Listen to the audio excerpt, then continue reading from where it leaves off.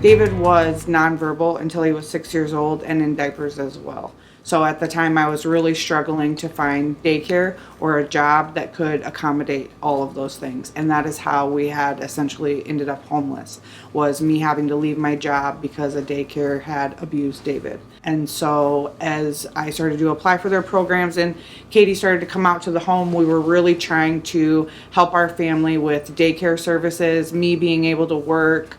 And as we got into those services, which we were able to find a place for David to go to ABA services, it was about 45 minutes away. My vehicle was continuously breaking down the entire time. She was continuously helping me find funds to fix that, try to find workarounds in our life, helping me with food. And then I started to worry about a lump that I had found in my breast. Subsequently went to the doctor and found out that I had an aggressive form of breast cancer. And so that was during the time that I was also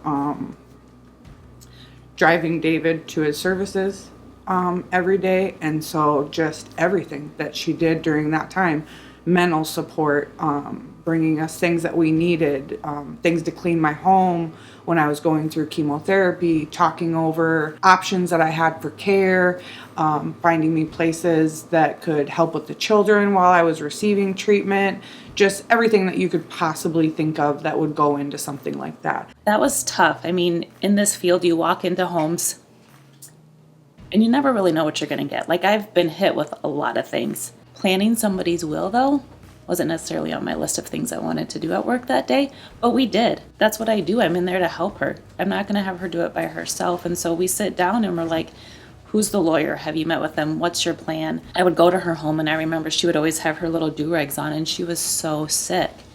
And I remember having a conversation with my supervisor and I'm like, I think I'm going to go there one day and she's not going to answer the door for me.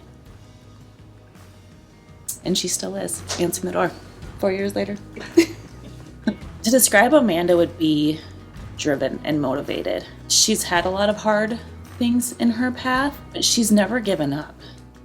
You know, she's always, if I'm sharing a resource, she's like, yep, we're going to do it. Yep, we're going to do it. Like, she will never stop fighting for what she believes in, ever.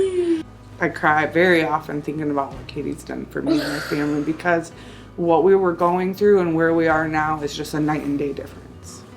As you can tell, my son's speaking in full sentences.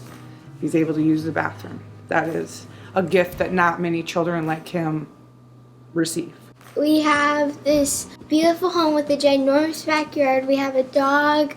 We each have our own room now, because I remember when we were at some point living in my mom's friend's house and we all had to share a room. Like, it would be my bed, David's bed would be like an inch away from mine, and then mom's bed would be taller, but we would share a whole room.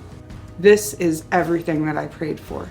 A school that my children could attend, a home that we could feel safe in, not being worried about food, not being worried about bills, not being worried about if we were going to lose our place, if I was going to lose my job. I mean, it's really hard to put into words the changes that it has made in our life all the way around.